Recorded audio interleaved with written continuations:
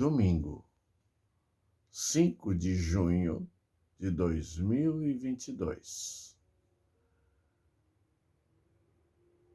Eu sou o Nelson, falando da Zona Leste de São Paulo. Antes de iniciarmos a leitura do livro de Allan Kardec, com o título de O que é o Espiritismo, eu quero agradecer a Deus por mais esta oportunidade de estarmos juntos e de poder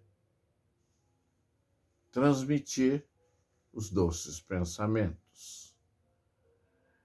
Quero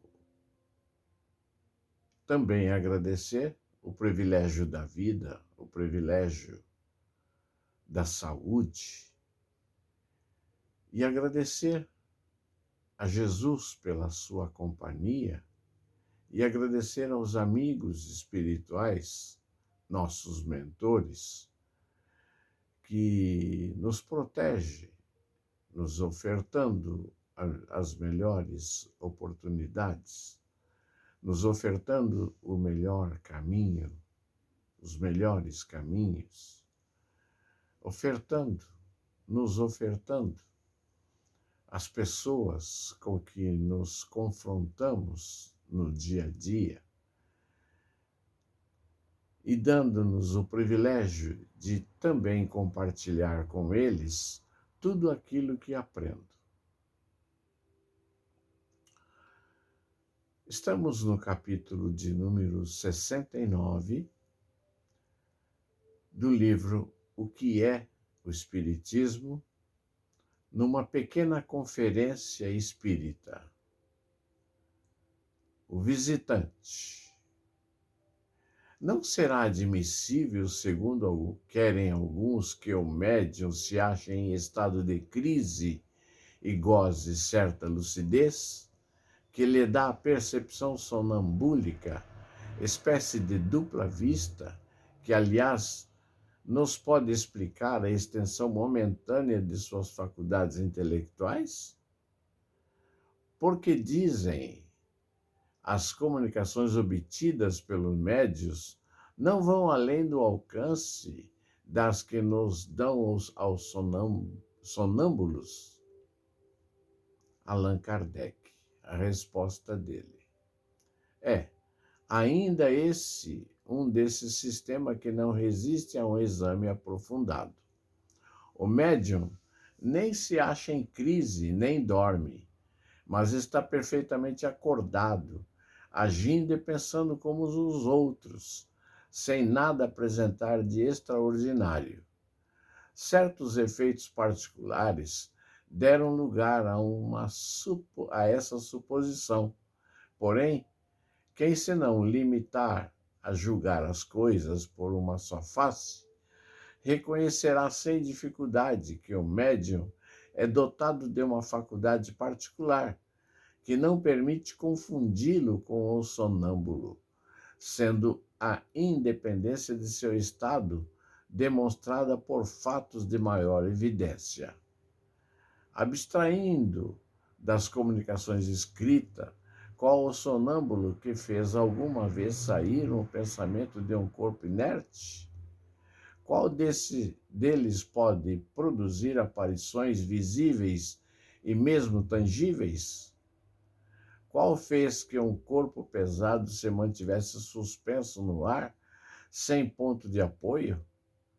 Será por efeito sonambúlico que certo médium desenhou um dia em minha casa, e na presença de 20 testemunhas, o retrato de uma jovem morta, havia 18 meses, e a quem ele não conhecera, retrato reconhecido pelo próprio pai da jovem, presente então à sessão? Será por efeito do mesmo gênero que uma mesa responde com precisão às questões propostas, mesmo feitas mentalmente? Certamente, se admitirmos que o médium se acha em estado magnético, parece-me difícil crer que a mesa seja sonâmbula. Dizem ainda que os médiuns só falam com clareza daquilo que é conhecido, como explicar o fato seguinte e sem outros da mesma espécie? Um dos meus amigos, muito bom médium, escrevente, perguntou a um espírito se uma pessoa que ele tinha perdido de vista havia 15 anos era ainda desse mundo? Resposta: sim, ainda vive. Foi-lhe respondido: mora em Paris, rua tal, número tanto. Ele foi e encontrou a pessoa no lugar indicado. Seria isso uma ilusão? Seu pensamento poderia sugerir-lhe tal resposta? Quando, por causa da idade da pessoa por quem ele perguntava, havia toda a probabilidade dela não existir mais. Se em certos casos vemos respostas combinarem com o pensamento de quem pergunta, será racional concluirmos que isso seja uma lei geral? Nisto, como em todas as coisas, são sempre perigosos os juízos precipitados, porque eles podem ser desmentidos pelos fatos que ainda se não observaram. Não basta que os incrédulos vejam para que se convençam. Pergunta do visitante: o que os incrédulos desejam ver, pedem e, na maioria das vezes, não se lhe fornece, são os fatos positivos. Se todos testemunhassem esses fatos, a dúvida não mais seria permitida. Como é que tanta gente, apesar da sua vontade, nada tem conseguido ver? Apresentam-lhe como motivo, dizem eles, a sua falta de fé, ao que respondem, e com razão, que não podem ter fé antecipada e que se lhe deve dar os meios para poderem crer. Allan Kardec. É simples a razão. Eles querem que os fatos obedeçam à sua ordem, e a espíritos não se podem dar ordens. É preciso esperar pela boa vontade deles. Não basta dizer: mostrai-me tal fato, e aí eu crerei.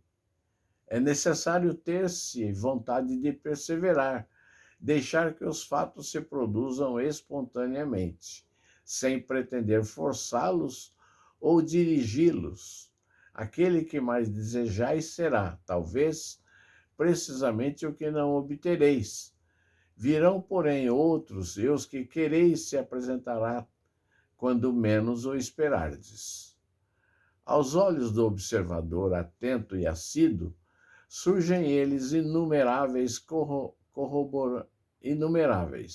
corroborando-se uns aos outros.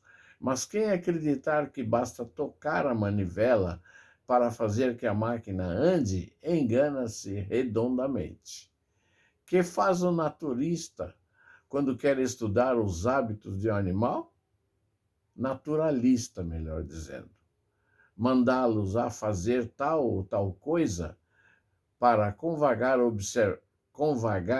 observá-lo à sua vontade?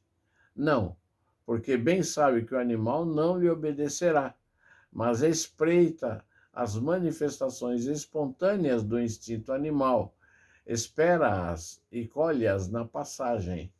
O simples bom senso mostra que, com mais forte razão, deve proceder-se do mesmo modo com os espíritos, que são inteligências muito mais independentes que a dos animais.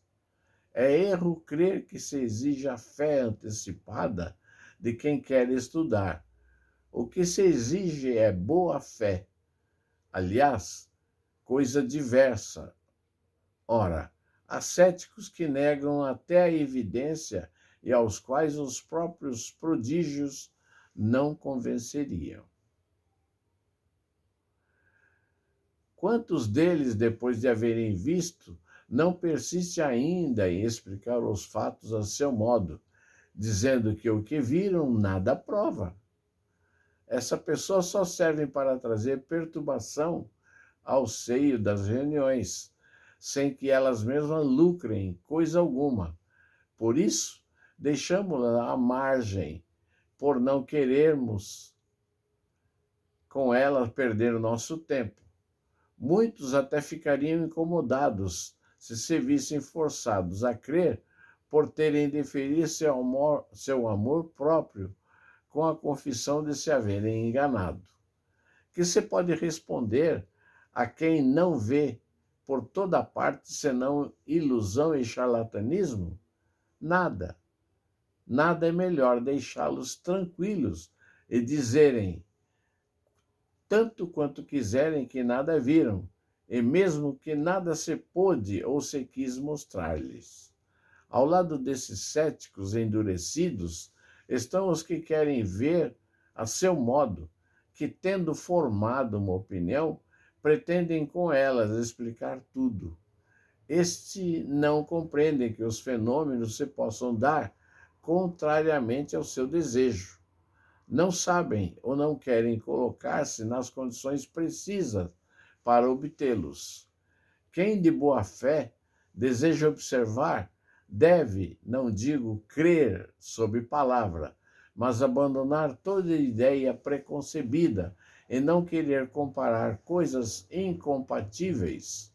Cumpre-lhes aguardar, seguir, observar com paciência infatigável. Esta condição é também favorável aos que se tornam adeptos, pois que ela prova não haverem formado levianamente a sua convicção. Dispõe vós de tal paciência? Não, e direis por falta de tempo. Então, não vos ocupeis, não faleis mais nisso, pois ninguém a tal vos obriga. Vamos encerrando por aqui, deixando uma pergunta para a próxima oportunidade. Boa ou má vontade dos espíritos para convencer? Quero agradecer a você, amado amigo, pela sua paciência, pela sua visualização e seus comentários. Seus comentários, como já disse outras vezes, é de grande valia, pois reduzimos, com os seus comentários, reduzimos ou acrescentamos algo mais com a condição com o objetivo de melhorarmos esse nosso pequeno trabalho. Muito obrigado, amados amigos, e que Deus, com sua infinita bondade, nos mantenha na sua paz. Até lá.